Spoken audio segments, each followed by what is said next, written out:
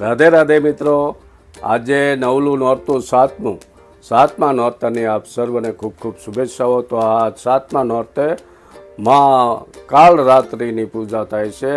આજે એ મહાકાળી માતાનો આજનો દિવસ પૂજન અર્ચન ઉપાસના કરવાનો દિવસ છે।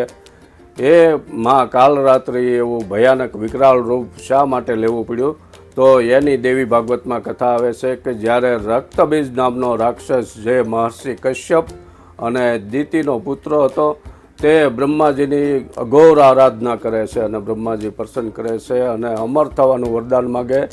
રાક્ષસો સૌથી પ્રથમ અમર થવાનું વરદાન માગતા હોય, પણ બ્રહ્માજી ના પાડે છે અને રક્તબીજ પછી કહે છે કે જ્યારે મારા શરીરમાંથી એક પણ લોહીનું ટીપું જમીન ઉપર પડે તો એમાંથી મારા જેવા રક્તબીજ બીજા ઉત્પન્ન થાય એવું મને વરદાન આપો।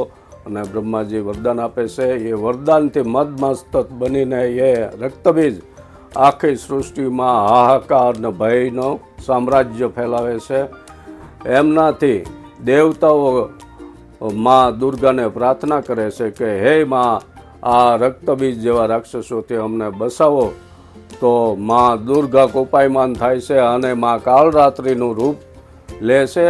એ કાળરાત્રિનું રૂપ માને એટલો ક્રોધ આવે છે કે એમાં છૂટા વાળ, લાલ સોળ આંખ્યું અને એમાંથી અગનગોળા નીકળતા હોય એવું સ્વરૂપ અને લાંબી લાલ ચટક જીભ બહાર કાઢેલી હોય, ગળામાં નરમુંડોની હાર પહેરેલો અને કમરે કપાયેલા હાથનો કંદોરો બાંધેલો, એવામાં કાળરાત્રિ ગધા ઉપર સવાર થઈને એક હાથમાં ખપ્પર અને એક હાથમાં તલવાર લઈને રણસંગ્રામમાં રક્તબીજનો નાશ કરવા માટે નીકળે છે।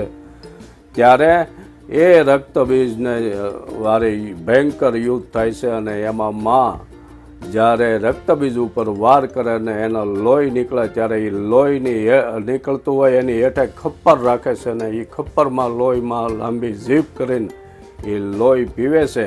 આ મા કાળરાત્રિ અંતે રાક્ષસનો નાશ કરે છે, પણ માનો ક્રોધ હમાતો નથી એટલે ભગવાન શંકર એમના પગ નીચે સૂઈ જાય છે અને માને ખબર પડે કાળરાત્રિને, એને સંકોચ થાય અને એનો ક્રોધ શાંત થાય છે।